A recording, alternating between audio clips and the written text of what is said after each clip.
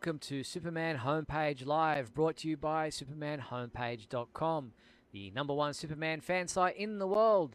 In this, our May 20th, 2024 show, we're going to be covering a range of topics, including some details about the upcoming Superman movie, some reactions to the costume from celebrities. We're going to be talking about where they're filming. We've got some we've got premiere dates coming out of our wazoo. We've got premiere date for Supergirl, the Woman of Tomorrow. Got a premiere date for season 2 of My Adventures with Superman. We've got a premiere date or announcement for Superman and Lois. It's all happening. So we've got all those things to talk about tonight. We've got our costume analysis for Dean Kane's Superman costume tonight, as that a part of that series. We've got what else do we have? We've got your fan favorite question. So much to get through tonight. And joining me are my good friends, co-hosts Michael Bailey and Mark Lax. Hi, Michael. Hi, Mark. Hey, Steve. Hey, everybody. It's like the Brady. Here I am, stuck in the middle with you. Yeah. The rose between two thorns. But I'm clear. It's amazing. Looks good. Very good. Yeah, well, three more handsome guys on the screen together you couldn't find anywhere in the world. So we are here tonight to do Superman Homepage Live. And we do like to hear from our live listeners, our live viewers. We love their company. But we want to thank our sponsors and our patrons, Douglas Meacham, John Patrick Van Pelt, and Tina Murray. And if you want to get involved and be a supporter of the show, just like those fine folks have done, all you have to do is click the join button below on YouTube. There are different levels of membership with different levels of perks. Or you can go to patreon.com/Superman homepage. And there are different ways that you can support the show. You can just put in the tip jar. You can buy us a coffee. Anything like that, we love your support and helps keep the show alive. But Michael, fans can also get involved as callers tonight. How do they go about and do that? Oh, it's really simple. All you do is go to supermanhomepage.com/live and click on the Call Now button. There you'll be taken to the little green room where you can sit there and hang out until about halfway through the show when we take callers, if we take callers. You can also take out your smartphone and scan the QR code that's right next to me. If you are going to use your computer and you're using an external speaker to listen to the show, please put that on mute or turn the volume down when we're calling. And if you're using your smartphone, please use your headset or your AirPods because there's a bit of a crackling sound. Yes, so get involved that way. We'll see how we go about taking callers about halfway through the show, as Michael has said. But you can participate in the comments there, both on YouTube and on Facebook. We can see what you're about to say or what you're saying, react to any comments or questions you might have. And don't forget, there are super chats on YouTube. You can click on the dollar symbol there on YouTube. A slider will appear on your screen. You decide on the dollar amount you're willing to donate. We will feature your comment or question live on the screen as we go along tonight. And there are also super stickers and super thanks if you want to give those a try. And that's a great way to be part of the show tonight. So we thank our people who are joining us live over this next hour. We'll make sure we entertain you with all the Superman stuff that's been happening this week. And let's get into what's going on in the world of movies with some reactions having taken place. Well, we went out and asked a couple of celebrities and people in the world of Superman for their reactions on the Superman costume worn there by David Corenswet for the upcoming 2025 film. Jeff Loeb simply said, "Superb." So that was nice of him to respond. Jamal Igle, a comic book artist, had quite a few interesting things to say. He says obviously he thinks that's got the kind of New 52 inspired costume designs elements in there. Or one closer to Frank Quitely's All-Star take. Well, who else did we have? We had Jean Lewin Yang, another comic book writer, who said, "I thought it looked great. I've really enjoyed every James Gunn movie I've seen, and it makes me hopeful." Mark Pillow, who played Nuclear Man in Superman 4, he also joined the party and sent us his response saying, "To me, it has a bit of that Guardians of that Galaxy feel, but I'm trying not to overthink it. I know if the story is great, everything will fall into place and be super. We also had comments from former official town Superman from Metropolis, Illinois, Scott Cranford, and current town Superman for the Superman celebration, Josh Boltinghouse, who also had their say. And Jerry Ordway also sent us a nice lengthy response. He says, I'm excited for David Cornsweet to make his mark. But you can read all those responses on our website and add your comments on your views. That's pretty cool. I I I love that Mark Pillow is like out there. Like, Superman 4 is not the favored Superman film. I enjoy it, but I am definitely usually on the island watching the boat sail away with everybody in it waving. But he's really kind of embraced it, so Yeah. I'm glad that he responded. Yeah, no, I was happy to get some of those responses pretty quickly from some busy people in the industry. So that was pretty cool to see their reactions. And I saw a lot of people saying, "Oh, who cares what celebrities think?" But these aren't just celebrities; these are people who are part of. We didn't just go out there and ask any movie actors in Hollywood. These are people who are actually at the coalface creating Superman content, or who have created some of our favorite Superman content out there, or who have worn the costume, a version of the costume themselves, in some capacity. So, or have gone up against people in costumes. So, yeah, it's interesting to get their take on what they thought about the image. Wouldn't you agree, Mark? Yes, absolutely. You're not just going to go and say, "Hey, Tom Hanks," like you can get a hold of him. "Hey, Tom Hanks, what do you think of it?"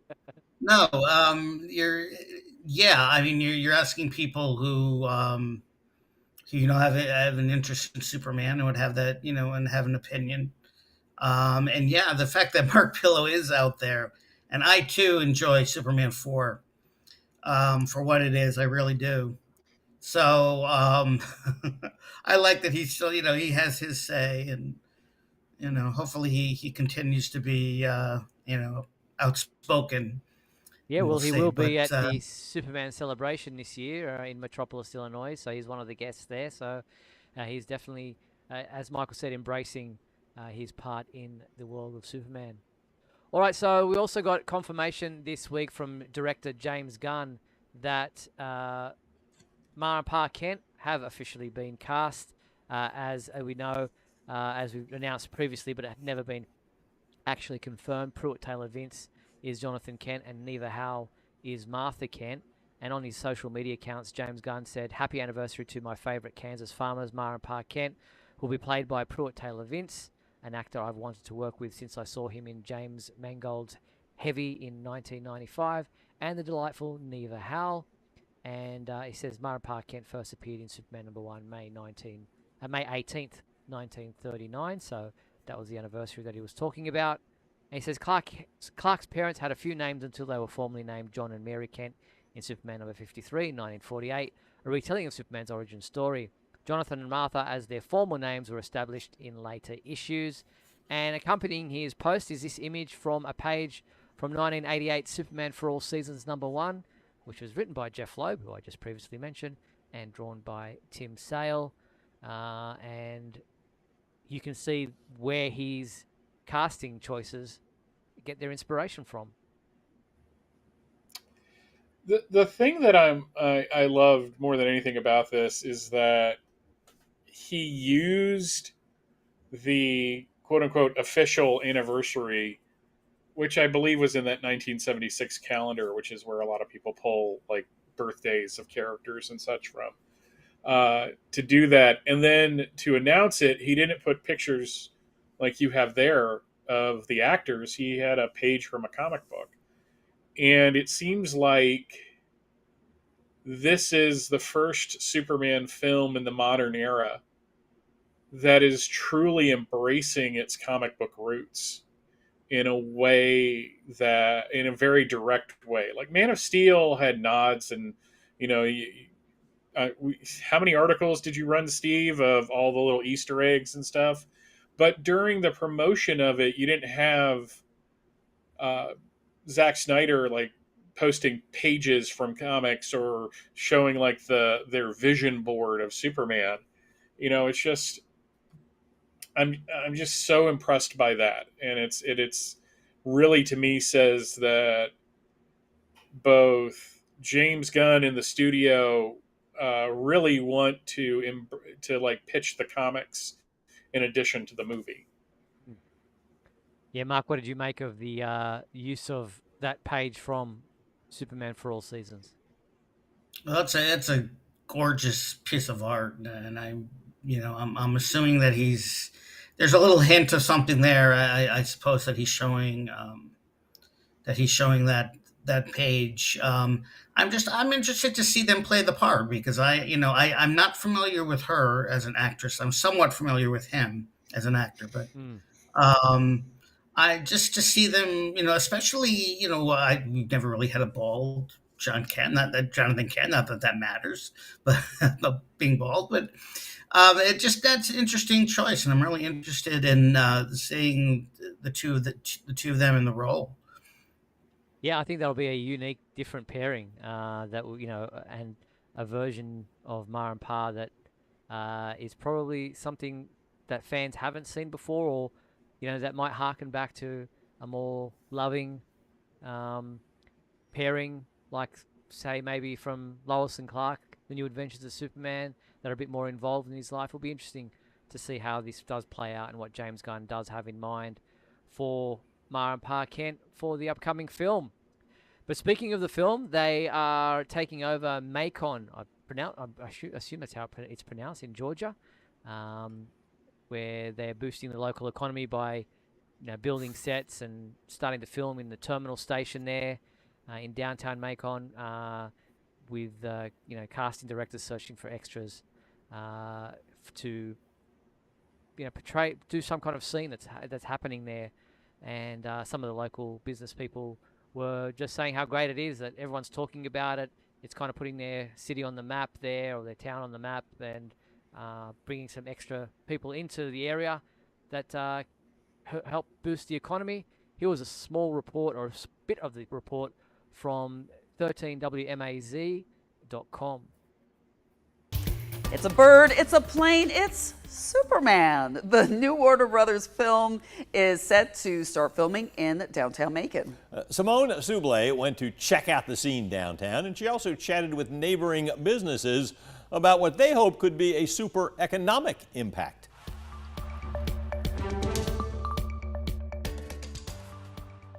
A new movie is filming right here in downtown Macon, and it appears to be a big-budget Superman film. Warner Brothers casting directors are searching for extras, and right behind me, they're taking over Terminal Station to prepare for scene work. Nearby businesses have a front row seat to the construction, and they say the economic impact will drive tourism up, up, and away. People get, especially... Well, there's just a bit of it. Can't play the full bit there for you, but you can watch the full video at our website if you want to check out the full report. So, yeah, Macon.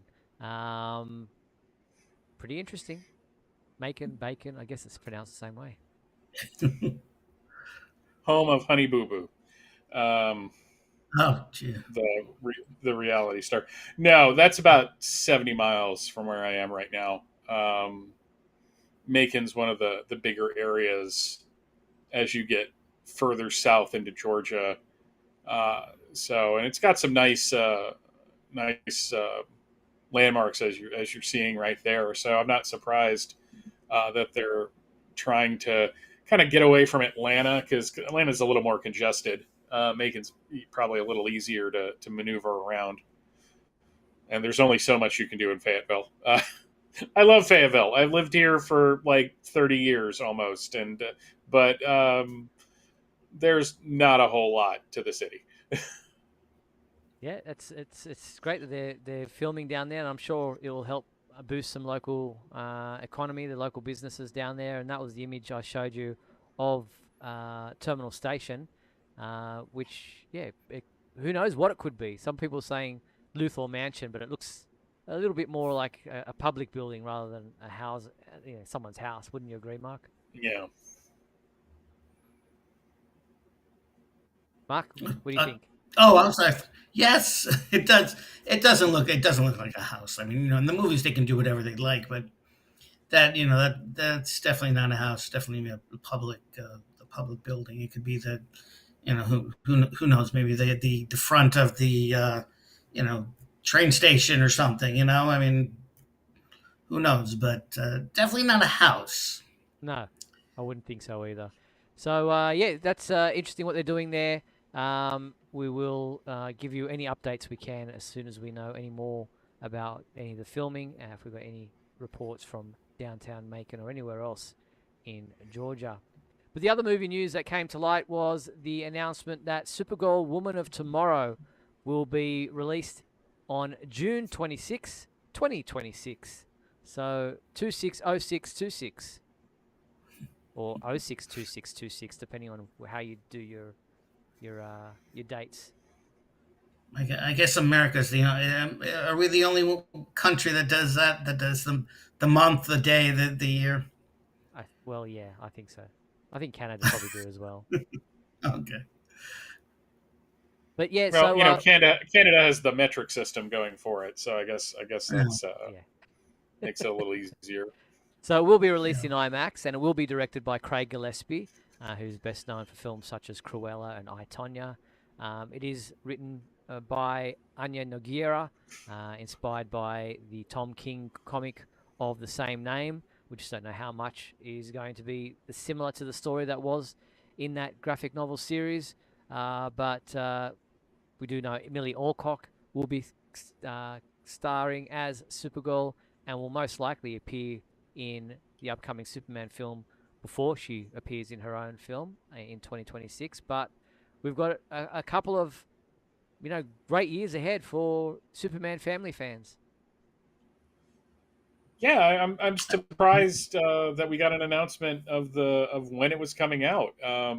But they announced Superman pretty far ahead too. So I guess it's funny to watch the reactions to it though, and I kind of have to agree with people. It's just like we've seen Warner Brothers pull movies before. So it's just like it's almost like we have to wait till there's like a trailer, and even then treat it with suspicion. True, but it's great news. I haven't read the miniseries. I do plan on reading it. Again, how faithful it'll be to it. Because I don't think from what I hear, the miniseries isn't necessarily a close continuity. Not that it didn't take place, but in this continuity. But I would think they'd want to tie it in a little bit more with Superman. So yeah, whether they do something, whether we see Superman at the end of, Supergirl at the end of Superman, I don't know, but somehow I think it'll be tied in with the Superman movie. Yeah, it will be interesting to see whether or not they do stay faithful to that series by Tom King, because it did get mixed reviews and is not my favorite version of Supergirl. So it will be interesting to see just how closely it sticks to that story, or if it just uses that. They're just using that imagery and that name for familiarity rather than staying faithful at all to the storyline that Tom King told. So Justin says in the comments, space cowgirl style, and it very much was that type of story where she's a gun for hire. Yeah, it's kind of a mix of True Grit and The Man Who Shot Liberty Valance in a way. It's not something for an origin, though. The origin is in there. There's an entire issue that deals with it in a kind of a unique way. But I hope this is more of an inspired by, like imagery wise, like how the costume looks and all that, rather than trying to straight up adapt it. Because I don't know what people a general audience would make of this. Agreed. I would be shocked if they actually adapted it page for page type of thing, because as I said, it wasn't that well received. Other than the artwork was quite unique, but beyond that, it's not everyone's favorite Supergirl story. So we'll wait and see.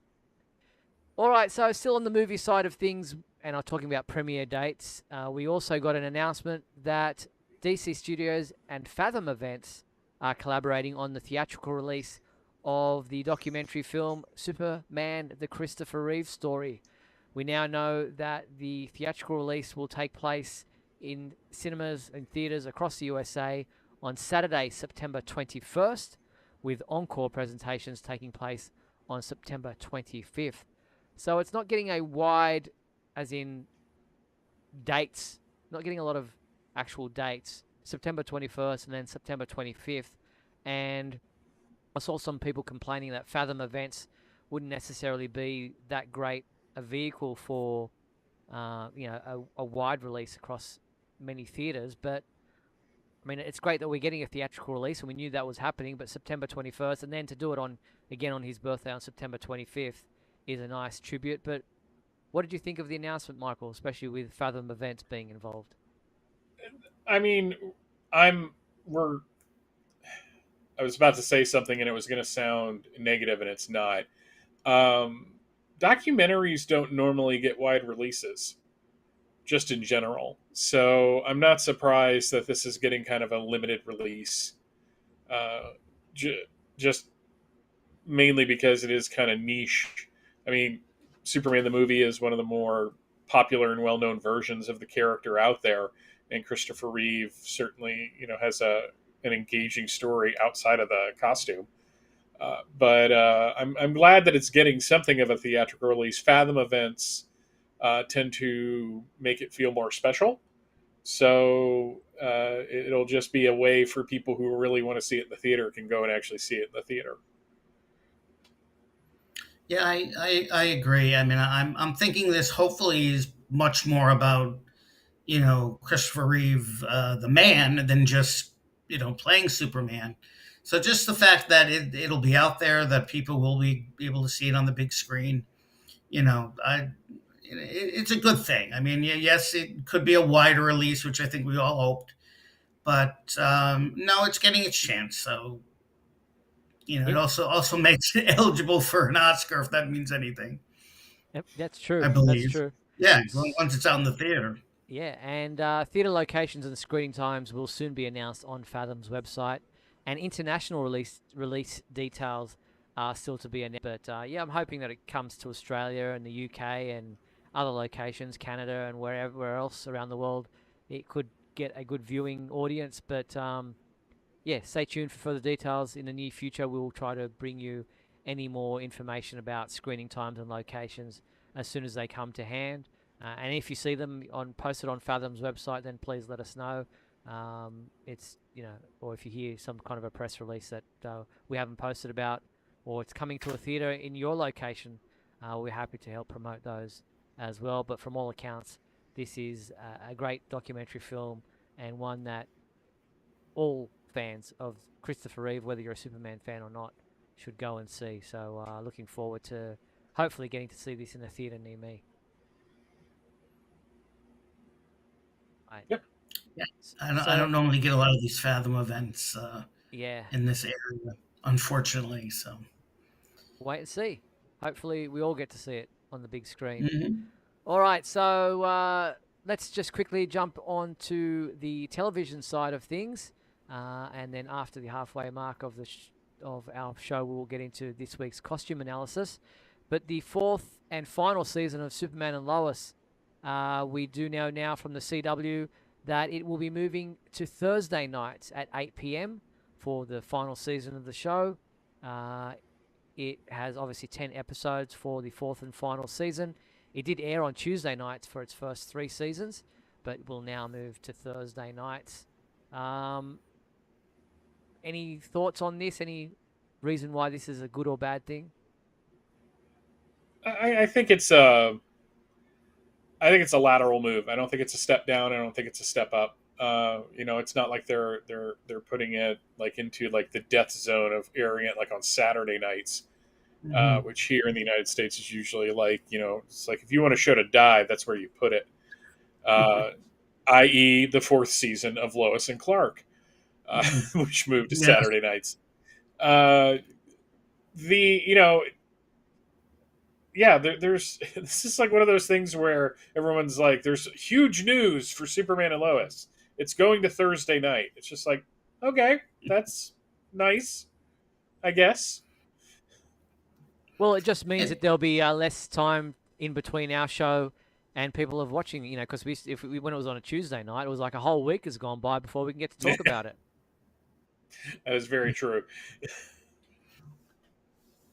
It's it's neither here nor there. I mean, everyone is going to watch it, wants to watch it. It's not, I mean, it's on Thursdays instead of Tuesdays. It's not that big an issue. We're all going to be watching it, and and even if they did put it on the death night on Saturday night, we'd all be watching it anyway. But it's the last season, so it's not like the ratings are going to go down, and it's the last season, and still be on a weeknight, so that's a good thing.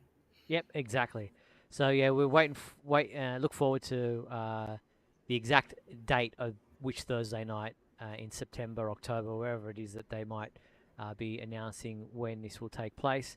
It's expected to be around that time. It's in the fall because this came through their fall up front when they announced all the shows that had been renewed and shows that what nights and things that will be happening. So Thursday nights, sometime September, October, we'll give you the exact date once the CW announces that.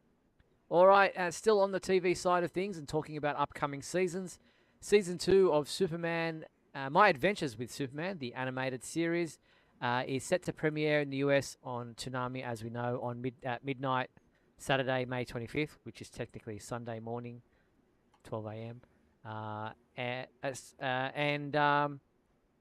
So that's for fans in the UK, Ireland, Europe, and Australia.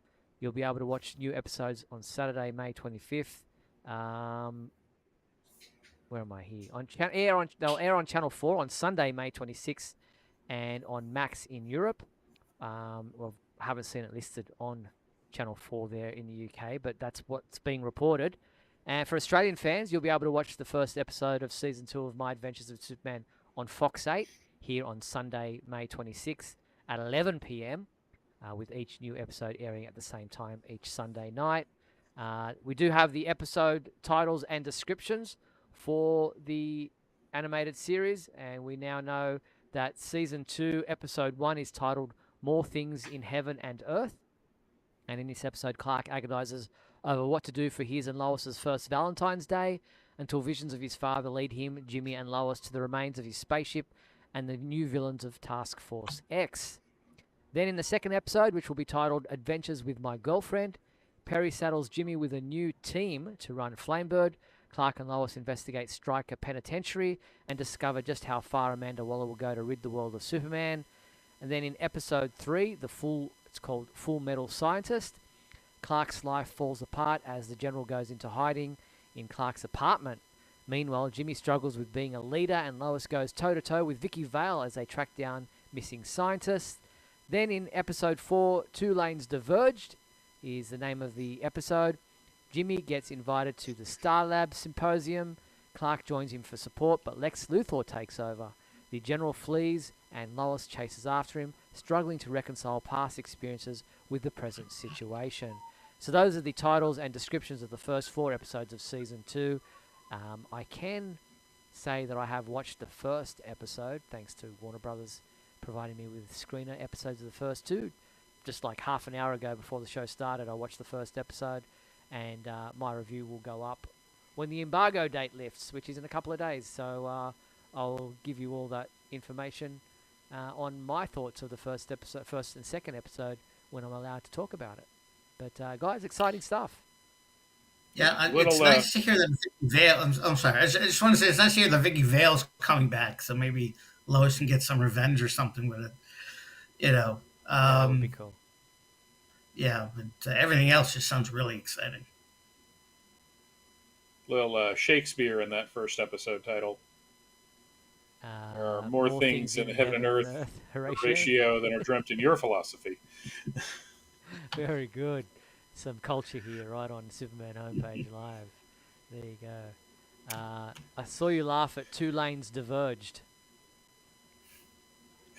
That's just, again, we're going for poetry here. There are two roads diverge in a yellow wood, and I chose the one less traveled. There so you go. You can tell I very well read. I look good in red. Actually, no. Red is actually my worst color. I think earth tones. Jewel tones, Rachel? She can't hear me right now. Okay. She's gonna come in thinking, what are you talking about? But It's entirely possible. I'm in the kitchen right now, so it really exciting stuff. And I can announce that we will have Josephine Campbell, who is a writer and co-producer on My Adventures with Superman, back on Superman Homepage Live next month. So we're looking to get her on in early June after a couple of episodes have aired. Josephine will come back on Superman Homepage Live. We had her as a guest last year for the first season, and she's very excited to come back and chat with us about season 2. So looking forward to having her on as a special guest in the coming weeks. And while we're talking about special guests coming up on Superman Homepage Live, Michael, you touched base with a legend in the world of Superman who has agreed to come on to chat with us here on Superman Homepage Live once again. Yeah, a couple months ago, I was at a convention up in Washington, D.C. Jeff Loeb was a guest. I was very nervous because I'm bad talking at people at tables. Like, we can do this, and I'm fine. I can interview people, over the phone. I'm fine. But once that table is there, there's like a weird thing, especially with people like Jeff Loeb, who did not remember talking to us, 12 years ago, but I'm not surprised by that because a lot's happened since then. But no, we don't have a firm date yet. He's traveling this month, but sometime in June we're gonna work something out and have him back on and actually get to see him. He's doing a lot of press now, and he's doing a lot of convention work too, which is kind of cool. So I'm looking forward to that. Yeah, this was the last time we had him on. Have a listen. This is Jeff Loeb, and you're listening to Radio KAL live from SupermanHomepage.com. How crackly and old. He did that yeah, he knocked that out. He was a one-take wonder. Sounds like it's on one of those old vinyl discs that they had back in the 1940s. Well, to be fair, Steve, we were basically operating with two cans stretched across the ocean. The quality of Blog Talk Radio was suspect. Yeah, there was no quality. I don't even know why I'm trying to suggest that there was, but it was what it was. We what I don't miss? People trying to crash the calls and be inappropriate. That I don't miss at all. I got really good at sniffing people out too in the chat. Like there'd be times where I'm like, no, I'm not putting you on at all because I know this is going to go terribly. Yeah, exactly. Well, here we go. All right, we're going to take a quick break. We've got some, as I said, some great guests coming up on this show in the coming weeks. But for now, we're going to take a quick break, play some messages, then come back on the flip side and do the fan favorite segment of the show. We've got This Week in History, but we've got, first up, our costume analysis of Dean Kane. We'll be back right after these, folks. Don't go anywhere. We'll be back in a moment with the exciting climax of today's episode. So stand by.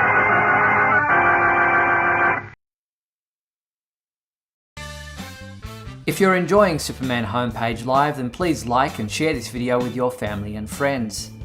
Also, if you'd like to subscribe to our YouTube channel, then you can click on the bell to receive notifications whenever we post a new video. You can also join our YouTube membership program. Just click the join button below. Or you can become a patron and support our website by going to patreon.com/Superman Homepage.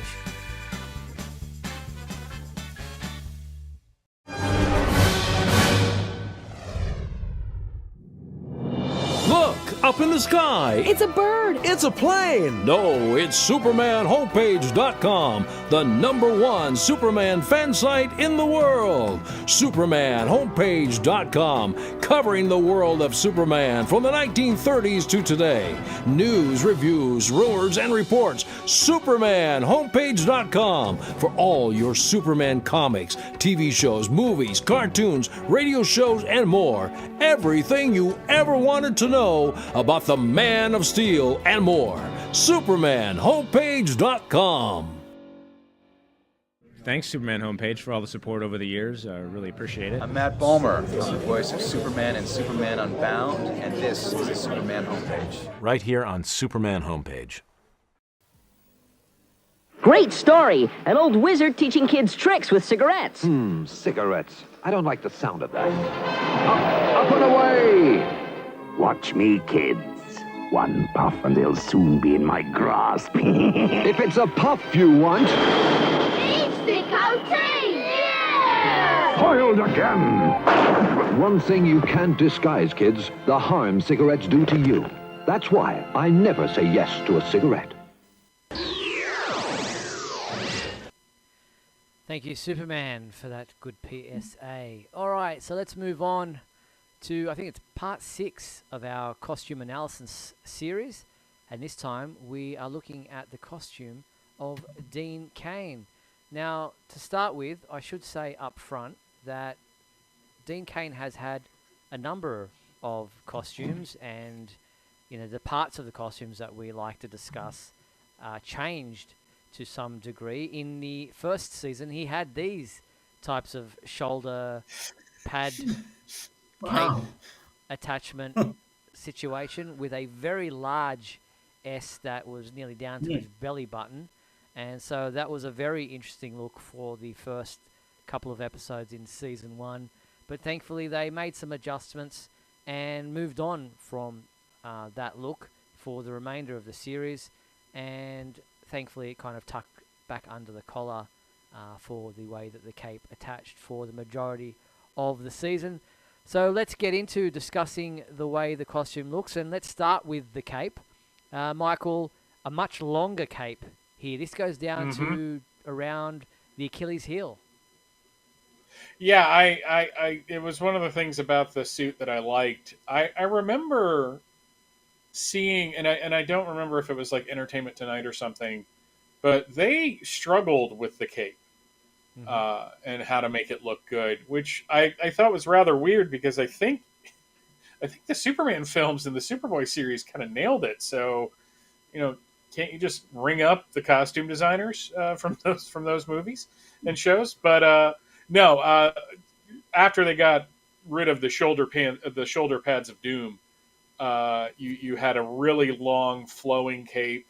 I'm sure that thing was heavy, but the yellow S on the back was huge, and it was probably one of my favorite parts of the costume. Yeah, Mark, I was a big fan of the S, the way it was portrayed on the back of the cape here. It has that golden kind of two-tone.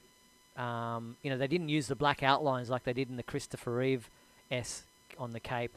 This, has more of like a gold shield type of appeal to it. Yeah, it's I like the size of it.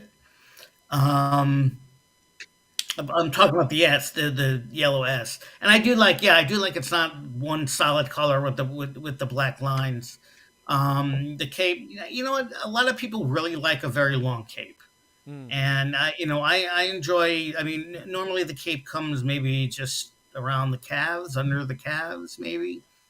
So this was much longer, but it's it's a good cape. God, I haven't seen the earlier episodes of the show in such a long time. I don't remember the over the shoulder. It's almost like the buckles that Tyler had, almost without buckles. But no, I mean the cape itself. I mean it's it's a little longer than normal, but that's fine. But it was a nice size. Yeah, I agree. It was probably one of the highlights once they did fix the way it attached to the costume. And then we look at the body of the costume. The material was more of a this is probably not the greatest photo to show it, but it was a deeper blue in some ways, not an electric blue, but it wasn't that pastel blue that we saw in the Christopher Reeve costumes that sometimes came out turquoise, as we said. But the material looked pretty good. I liked the spandex that they used here. There was the seams just didn't seem to stick out as much. There's no kind of cuff on the sleeve area. So yeah, I like the way that the bodysuit looked on Dean Kane. No, I loved the color of it. The dark blue really I think I said this last week, I prefer a much darker blue with the Superman costume, because I think it makes, especially if you have a brighter yellow on the belt and the symbol, it kind of makes it pop a little more. Jim Lee, when he was doing his run on Superman, the For Tomorrow storyline, said something about making the yellow brighter so it looked like it was almost glowing.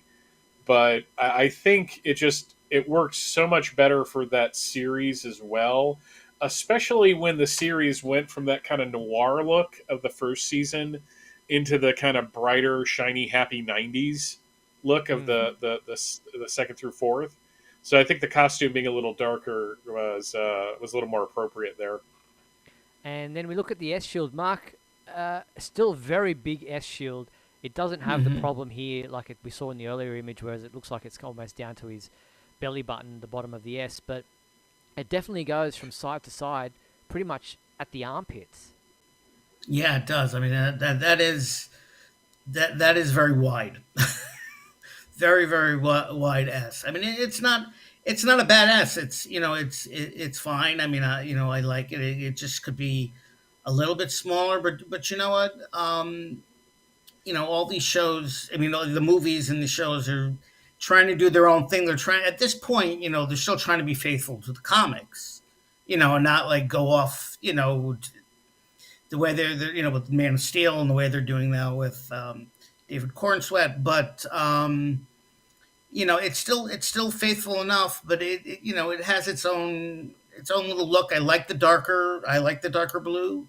Again, that S is still very big, but it's still. I mean, it still looks very good. The S isn't. It's got that rougher look again. It's not as Yes. Stylized with the straighter lines that we've seen in many of the more traditional S. It has that kind of like a snake feel about it, the way it curls around at every juncture, but still very much recognizable as the S symbol and has the right proportions as far as the S inside the shield is concerned. But for me, it's much too large on the costume itself. It could be almost not 50% smaller, but at least 75% smaller. But then we go to the trunks, and they were a big part of the costume along with the belt. But the trunks, first and foremost, very stock standard, more of the brief rather than a shorts look. But they've got the red hoops for the belt to go through, so very stock standard there, Michael. Yeah, no, nothing really to say much about them. They're the most, outside of maybe Brandon Routh's, the most Speedo looking of the various Superman. But the belt loops definitely kind of make it look more comic book accurate. Yeah, Mark, and the yellow belt here is definitely a difference from what we've seen in the past. Here they go with a rectangular block that looks like, for all intents and purposes, that it could be a compartment of some kind. It almost looks like he could put some loose change in there for if he needed to pay for something. Remember that Jerry Seinfeld American Express commercial? He was powerless because he doesn't have any pockets to carry cash. But it's not the oval circle or the oval shape or the metallic circle or anything like that. This is a very bulky belt buckle. Yeah, I mean it definitely looks like a belt buckle. It's I mean it's like I said, it's more traditional. It's nothing new, nothing too different. They just, I guess they wanted to go more with the belt buckle style, as if to say this was the belt, instead of putting an S on it or making it more round. It works for this. I don't, there's really no problem with it. All right, then we move on to the boots, and this is definitely a big point. Instead of having the V shaped at the front, they went the opposite way and they stuck the point upwards, pointing to the knee rather than dipping down from the knee. Still looks okay, but I thought these boots were a little bulky for my liking. But that very much that leather look, Michael. Yeah, and these the boots, like everything else of the costume, went through kind of an evolution. This is one of the early looks, which, like you, looks really kind of bulky. I guess they were trying to give him more support to walk around in. There was one pair that was in Man of Steel Bars episode where they were lace up. They looked a little more. They looked a little more form-fitting and a little more natural, but I'm sure that was just a pain in the butt to sit there and have to lace those things up again and again and again. So eventually going with this. I don't like the up point on it. No. I think Superman has a very distinctive boot, which sounds so weird. And now some people are like, why are you talking about his trunk? It's a completely different thing. We were talking about the trunks before. No, wait, not the trunk, the boot. Oh, God, I can't get these things out of my head. No, I'm not a really big fan.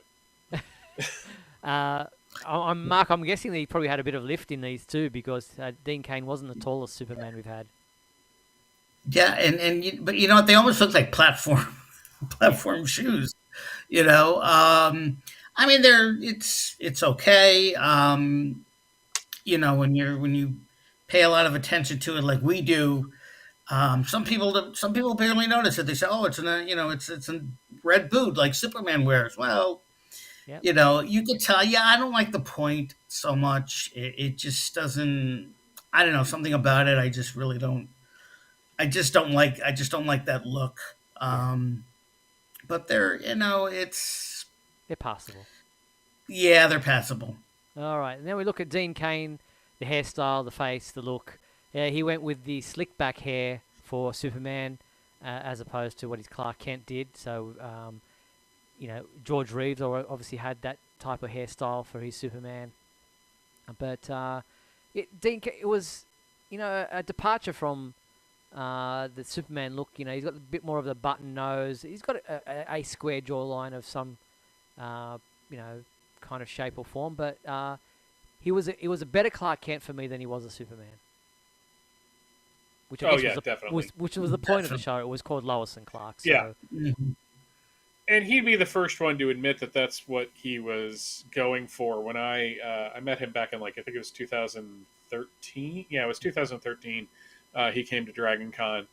And was nice to talk to at that point. But one of the things that we discussed was, because I complimented on his Clark Kent performance, and he was very upfront about the fact that that's the role he preferred playing. Mm-hmm. So, I get the vibe that they were trying to go slightly maybe with the George Reeves style. Only because, again, this is more truly Lois and Clark more than Superman. Mm-hmm. So, he had the slick back hair, and it was back to a lot of reporting and doing things like that. Now, whether that was a choice that they wanted, the hair like that because of like George Reeves, I don't know. I just get that feeling about it. But his hair was a little more wavy, as Clark than it was as Superman. Okay, so overall a rating, I would say this costume in total, I'd give it about a 7 out of 10. Michael? 7 out of 10. That's definitely where I would fall. I'm going to be difficult and say 6.5. Very good. All right, so that's part 6 of our Superman costume analysis. We move on next week. I think our next one would be Dean Kane. This was Dean Kane. Brandon Routh. Yeah. You mean we're not going to cover the CGI costume from Smallville? No. Okay. Well, wait, what about that, Steve, was that brief bit of silence before you said no. What about all the pictures we got from Nicolas Cage that came out? Yeah, we can maybe do those as an addendum down the track. Yeah. All right. So that's our analysis of the costume. So let's go on to the fan favorite segment of our show.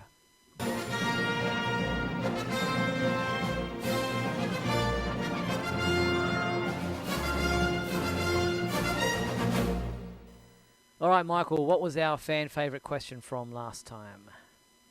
What is your favorite General Zod comic book cover? And Elliot Quadrado wrote in. He said, "Hey guys, just wanted to say keep up the great work. I watch a show every week religiously to get that Superman fix." There is a 12-step program for that, Elliot. I have two favorite Zod comic book covers. The first one is recent, and it's from the new series that just came out, Zod Squeezing the Earth. As it cracks from his hands, pretty much sums up him as a character. I've also enjoyed every issue so far and can't wait for more.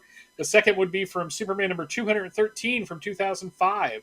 I thought Zod's costume here was unique and different.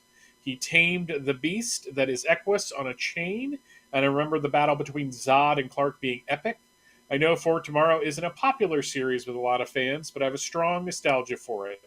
The idea of the vanishing and everyone Clark loved disappearing grabbed me back in my high school days. Oh, thank you, Elliot. That's a well thought out response. Thank you very much. All right, next up, Mark. Who was after Elliot? Ramo Kedinkun, I hope I said that right, wrote, "My favorite Zod cover is by Mirko Kolak for Kneel Before Zod number 3, cardstock variant." Yeah, that's an interesting one. You don't usually get many variants, but thank you. A couple of fans of the recent Kneel Before Zod series, so thank you very much, Rommel. Next up was JP Rocha, who said, "My favorite Zod cover is actually from Hal Jordan in the Green Lantern Corps, number 50. This cover by Raphael Sandoval has Green Lantern trying to restrain Zod as he is destroying someone. That cape is out of control." There you go. This was a hard one because there aren't many Zod covers. Yeah. For being one of the more well-known characters, thanks to the movies, he doesn't really have a whole lot of covers that are his. True. So I was thinking today, I was just like, what is my favorite Zod cover? And then I realized I don't have one. Yeah, so thank you to the fans who responded, just the 3, because there probably weren't, like, as you said, Michael, a lot to choose from. But Mark, what is our new fan favorite question for this week? Our new fan favorite question is, what is your favorite Lois Lane comic book cover? Yeah, so we've jumped from the villains to the characters now. What is your favorite Lois Lane comic book cover? And there are a lot of her to choose from. She even had her own comic book. So there is the email address, info@supermanhomepage.com. Send in your responses to that email address, and we will feature those responses when we return to the fan favorite segment next week. All right, so that's the fan favorite segment. Michael, let's jump into This Week in History. Here we go. Come with me now, my son, as we break through the bars of your earthly confinement, traveling through time and space. Not a whole lot this week, but we do start in 1944 with Action Comics number 74. It was 1944. World War II was still going on, and that's a boring cover. Moving on to 1964. I do not understand what's going on there. 1964, we have Superboy number 114. Because it's there's some Phantom Zone villains. I like that name too, the Raid of the Super Outlaws. So it's just kind of love covers from the 60s because they could be as crazy as they wanted to be. Look at that guy that's like ripping that building apart. 1974, we have Superman number 278, which was 100 pages for just 60 cents. It has one of the best, I will accept no arguments on this, Superman villains on the cover there. Terra Man. Yeah, Terra Man's just great, and I don't care what anybody says. I really don't. And of course, a bunch of reprints because that's how DC padded out those books back then. In 1984, we don't have a Superman book, but we do have Supergirl number 22. We're nearing the end of her series. I've seen the future, and it's me. That's a short skirt. That is a short skirt, but at least she's wearing something underneath it because that might be a little more embarrassing. And at least she's like, an adult instead of, the teenage Supergirl from like 2005. That's true. 1994, we get a little bit more of a choice. We got Green Lantern number 52. Superman swings by to kind of welcome Kyle Rayner to the to the DCU, and of course Mongol's involved, so Superman shows up. Icon number 15 is more of the Worlds Collide. We have Superboy kind of flying after Rocket. Again, I love Worlds Collide. I don't care what anybody says. That is unironic. And we also have Superman number 91, which has the fall of Metropolis, which was a really cool storyline. We're gearing up for...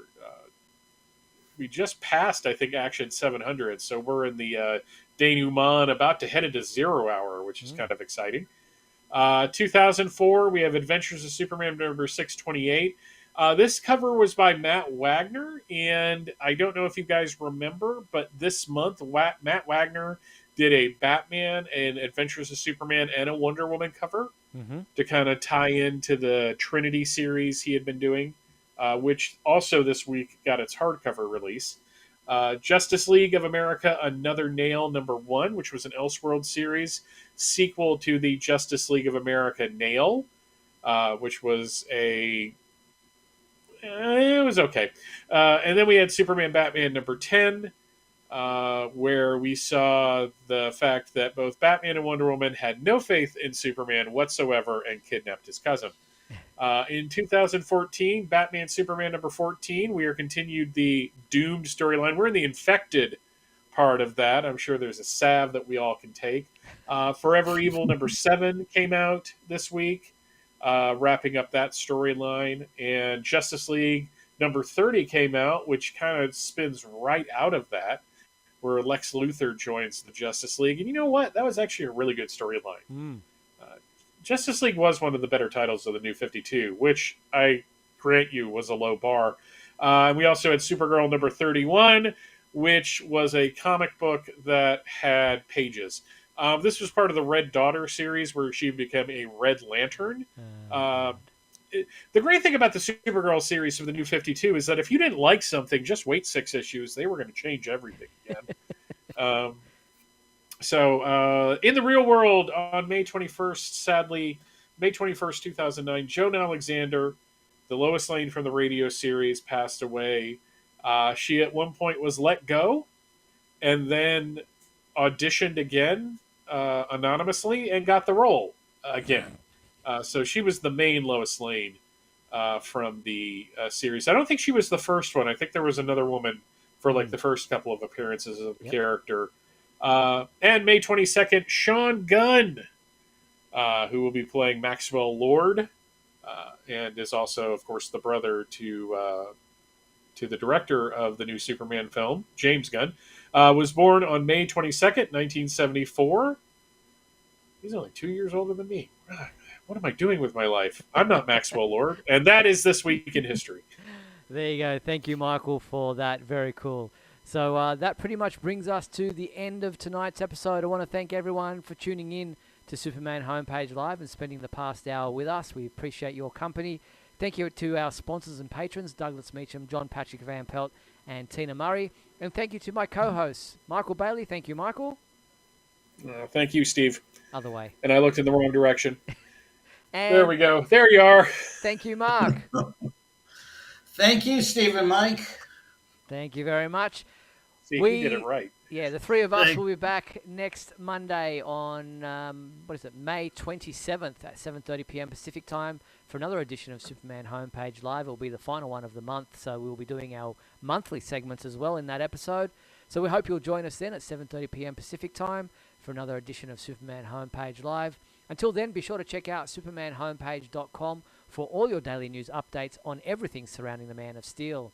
I'm Steve Eunice on behalf of myself and Michael Bailey and Mark Lax. Thanks for watching Superman Homepage Live, brought to you by supermanhomepage.com. Good night.